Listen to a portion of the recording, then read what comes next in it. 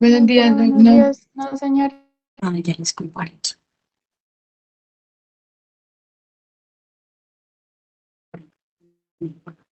¿Cuántos son ustedes? Está en la clase.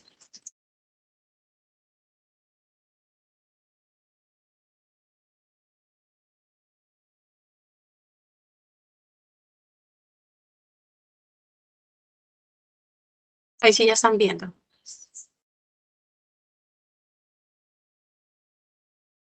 Sí, doctor.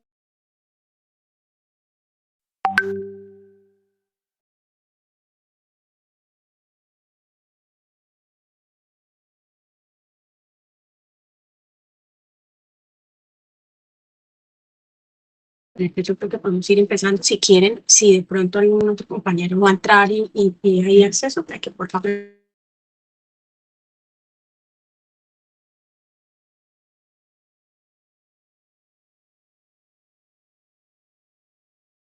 Doc, por si acaso, apagó el micrófono. No, pues por si acaso no. ¿Qué tal yo ahí toda la clase con el micrófono apagado? No me había dado cuenta. Bueno, el viernes pasado tuvieron clase con el doctor Tito, creo, ¿no? Que revisaron trastorno bipolar.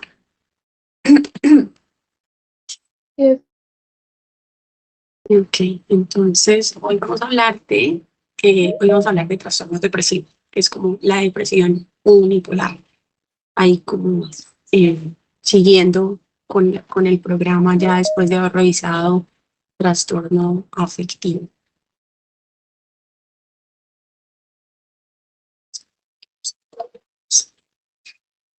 Bueno, entonces fíjense que cuando hablamos de depresión, cuando hablamos de los trastornos depresivos, pues nos estamos refiriendo a un trastorno del estado del ánimo.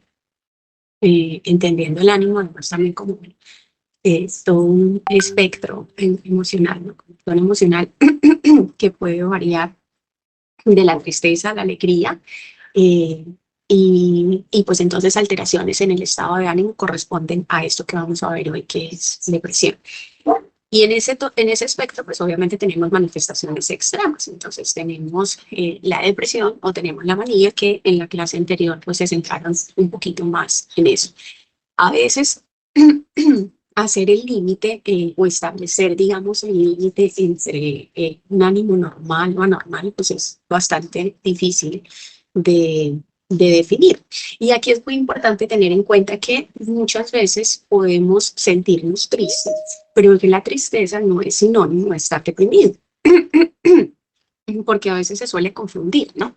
Y entonces a veces las personas creen que porque están tristes, están deprimidas, y resulta que, bueno, aquí vamos a ver que la depresión, por supuesto que incluye la tristeza, porque estamos diciendo es un trastorno del estado de ánimo en el que predomina, pues, precisamente esta emoción, pero no es el único síntoma que van a presentar los pacientes con trastorno depresivo, ¿sí? Entonces nos vamos a dar cuenta que cuando hablamos de depresión, nos estamos refiriendo a, bueno, síntomas afectivos que no necesariamente siempre es tristeza, sino que a veces, por ejemplo, las personas se pueden tornar irritables, hostiles, y bueno, sí, pueden estar tristes, pero no son solo estos síntomas afectivos, sino que también vamos a tener síntomas cognitivos, por ejemplo. Entonces hay otro componente que es muy importante en la depresión, que es todo lo que tiene que ver con los pensamientos.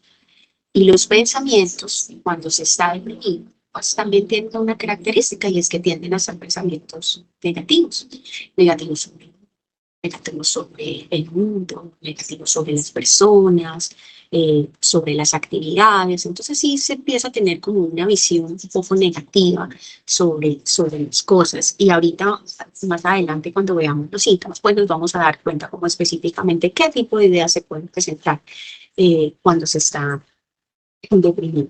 También tiene otro componente somático, y entonces van a haber algunos síntomas somáticos que hacen parte también de la depresión, y algunos síntomas psicomotores. Entonces, fíjense que es como el conjunto o la sumatoria de todo eso, porque a veces cuando uno piensa en depresión, pues piensa solo como en tristeza. Y lo que les decía, si bien es cierto que la tristeza hace parte y es parte fundamental de la depresión, se acompaña de muchos otros síntomas más. Entonces, el conjunto de todos estos otros síntomas, y teniendo en cuenta la duración de los síntomas, qué tan intensos son y el grado de discapacidad que generan la presencia de estos síntomas en el funcionamiento del día a día, pues es lo que nos va a permitir hacer, hacer el diagnóstico, ¿sí? Y saber que estamos frente a un trastorno depresivo y no solo frente a la tristeza, porque la tristeza, pues, como de pronto ya lo han mencionado antes, la tristeza es una emoción y es una emoción normal que experimentamos los seres humanos y entonces si nos pasa algo negativo, pues es esperado que uno se sienta triste,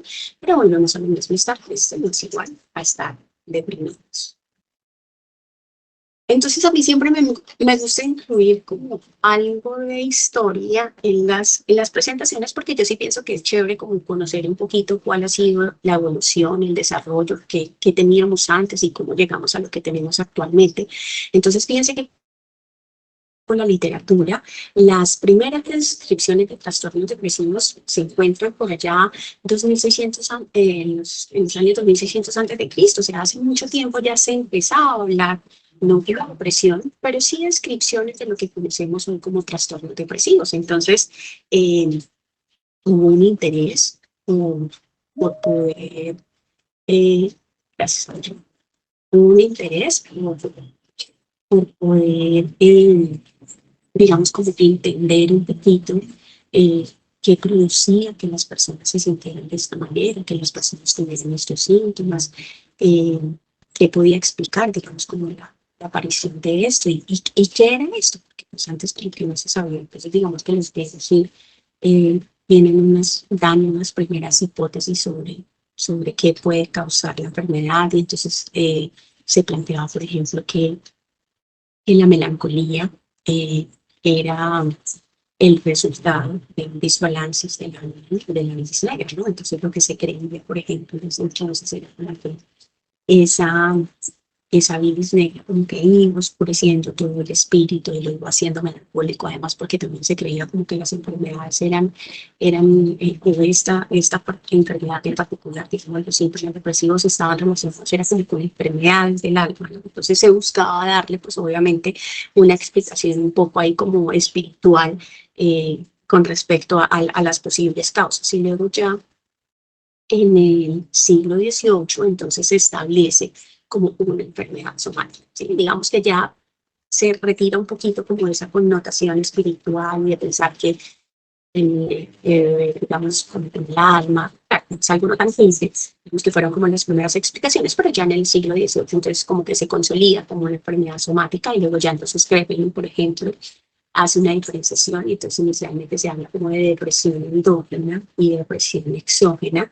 Entonces, endógena como cuando había algo, pasaba algo con la persona por dentro, digamos, como a nivel del funcionamiento cerebral que podía generar las manifestaciones, pero también teníamos otras personas que en respuesta a ciertos estresores como que empezaban a presentar estos síntomas. Entonces es como la primera clasificación que se da de trastornos depresivos y luego ya más adelante con los estudios, pues entonces ya se habla de depresión unipolar, que es en lo que nos vamos a centrar hoy, y depresión bipolar, porque fíjense que la clase pasada probablemente mencioné que nosotros cuando tenemos un paciente con un trastorno afectivo bipolar, podemos tener que por momentos tenga episodios depresivos y los síntomas depresivos pues van a ser los mismos síntomas depresivos que vamos a revisar hoy, pero este tiene otro contexto, ¿no? Que cursa, que es intermitente con estos episodios maníacos. Aquí no, aquí solo nos vamos a centrar en pacientes que solo presentan síntomas depresivos y por eso se llama depresión unipolar. Entonces las categorías diagnósticas incluyen trastorno depresivo mayor y ese trastorno depresivo mayor puede ser que tenga un episodio único, entonces esta persona que solo ha presentado un único episodio depresivo, entonces yo lo clasifico como un trastorno depresivo mayor, episodio único, pero yo puedo tener un paciente que tenga más de un episodio. Y entonces cuando tengo más de un episodio depresivo, hablaría de trastorno depresivo mayor recurrente. Tenemos también el otro diagnóstico que es distimia. Y la distimia hace referencia a unos síntomas afectivos que tienen una particularidad y es que tienen una duración de más o menos 2 años, de por lo menos 2 años. Entonces esos síntomas depresivos vienen ahí crónicos y yo puedo tener entonces un paciente que tenga de pronto una distimia que de repente me haga un episodio un episodio depresivo mayor. Tenemos los trastornos depresivos secundarios, entonces secundarios a sustancias, secundarios a alguna condición médica, y el trastorno disfórico premenstrual, que no sé si lo han nombrado, que es una condición, digamos, que se presenta en las mujeres unos días antes o durante, o incluso pueden durar unos días después del periodo menstrual, y entonces es una cosa repetitiva, porque claro, cada mes con el periodo menstrual pues aparecen unos síntomas afectivos, ¿no? Y esos síntomas afectivos pues pueden ser sí, síntomas de tristeza, sí, las personas se pueden poner un poquito más sensibles, se pueden llorar con mayor facilidad, pero también se pueden poner irritables, o se pueden terminar como ansiosos. Y pues fíjense que es un trastorno bastante molesto porque es una cosa recurrente y recurrente cada nada, ¿no? Cada mes está como experimentando duro los días y digamos que después de esos días la persona vuelve a estar normal. Entonces, la Organización Mundial de la Salud establece que más o menos la prevalencia hoy día del trastorno depresivo es entre el 15 y el 18%. Entonces, lo que se estima es que por lo menos una de cada 5 personas va a cursar con al menos un episodio depresivo mayor alguna vez en su vida, lo cual es bastante alto. En Colombia la prevalencia es del 14%, fíjense que corresponde como a los datos mundiales, y esta es una patología que suele ser más frecuente. Entonces, si comparamos la prevalencia de mujer-hombre, pues es más o menos 2:1, y el pico de incidencia es más o menos entre los 25 y los 45 años. Entonces, fíjense que es una enfermedad que se presenta en adultos jóvenes, digamos, en una parte significativa del periodo productivo de una persona. Entonces también nos vamos a dar cuenta que eso está relacionado, por ejemplo, con toda la carga de enfermedad global, ¿no? Esto es considerada la segunda causa de discapacidad en los estudios de enfermedad, en los estudios de carga de la enfermedad, precisamente por eso, porque suele aparecer, suele estar ahí presente en el periodo en el que las personas son productivas, y entonces en la medida en que se tienen esos síntomas, pues estos síntomas pueden afectar con el funcionamiento, y por eso se considera que es una patología importante generada la discapacidad. Se considera también, y entonces algunos estudios incluso proponen que la depresión puede ser un factor de riesgo para enfermedades médicas. Y lo que se ha visto también es que cuando tenemos alguna condición, digamos, de base y comorbilidad con síntomas depresivos, esa comorbilidad con síntomas depresivos suele afectar el pronóstico de esas condiciones médicas de base, porque digamos que de alguna manera tener todos esos síntomas afecta a muchas cosas, ¿no? Entonces, si estamos sensibles, pues como que las cosas pueden doler más o se pueden sentir más, digamos, repitiéndolo como las condiciones de base, ¿no? Podemos estar más limitados de pronto. eh, y entonces, si tenemos estos síntomas de la comorbilidad activos, pues eso puede interferir también con la adherencia al tratamiento, la condición de base, o por el seguir de pronto como las recomendaciones, las instrucciones para esa condición básica. Entonces, sí, definitivamente termina afectando el pronóstico de las condiciones médicas que podamos tener ahí de base.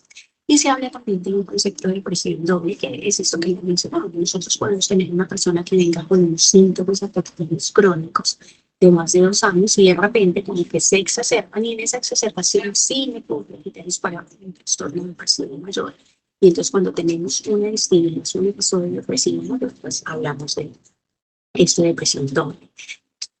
No es que se presente en todo el mundo, pero fíjense que el porcentaje sí puede ser significativo. Hasta un 10 o un 25% de las personas pueden usar con estas dobles, con esta doble patología. Entonces, en cuanto a la epidemiología, fíjense que la duración promedio de un episodio depresivo es más o menos 4 a 6 meses. Entonces, es un tiempo significativo en el que los síntomas están activos, y bueno, todo lo negativo que se nos pueda derivar de tener esos síntomas afectivos durante mucho tiempo. Más o menos, lo que sugieren los estudios es que se logra una remisión completa como a los 8 o a los 10 meses, es decir, donde tenemos controlado 100% los síntomas.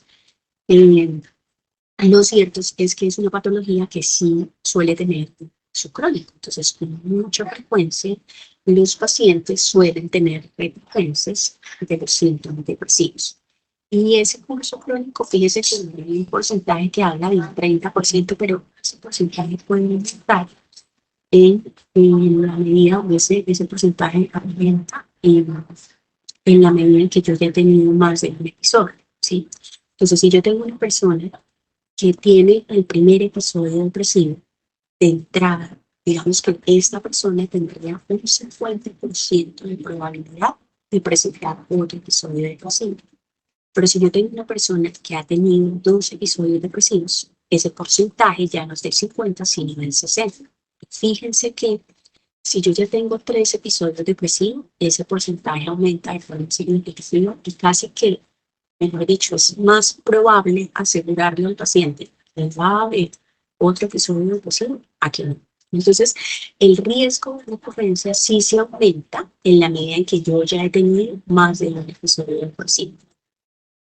Hay algunos factores que se han asociado con este aumento, con que haya mayor probabilidad de recurrencia, y es, por ejemplo, aquellas personas que notan con los síntomas uniformes. Claro, nosotros decimos que más o menos entre los 25 y los 45 años, pero bueno, podemos tener personas que incluso antes tengan manifestaciones. Entonces, como que entre más temprano tengamos manifestaciones de síntomas afectivos, digamos que es más probable que podamos tener recurrencia en estos episodios.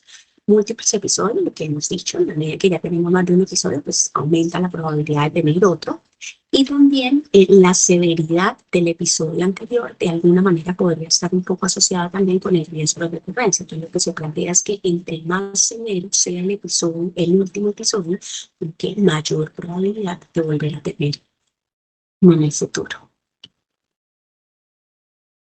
¿Cuáles podrían ser las consecuencias? Entonces, fíjense que los trastornos depresivos están relacionados con muchas alteraciones, y entre esas alteraciones, entonces están las alteraciones ocupacionales. Espérenme un segundito, que no sé por qué, espérenme, voy a revisar que no me haya saltado algo. Vienen los criterios, es que no les he contado todavía bien en qué consisten los criterios. Entonces es una patología que se asocia con muchas consecuencias, muchas, sí, que les hacen negativos. Entonces es una enfermedad que afecta la parte ocupacional. Pues claro, lo que decimos, entonces como se da en un periodo en donde las personas usualmente no están estudiando o están trabajando, entonces digamos que estas áreas se suelen ver afectadas, ¿no? La parte ocupacional puede ser como la parte escolar también.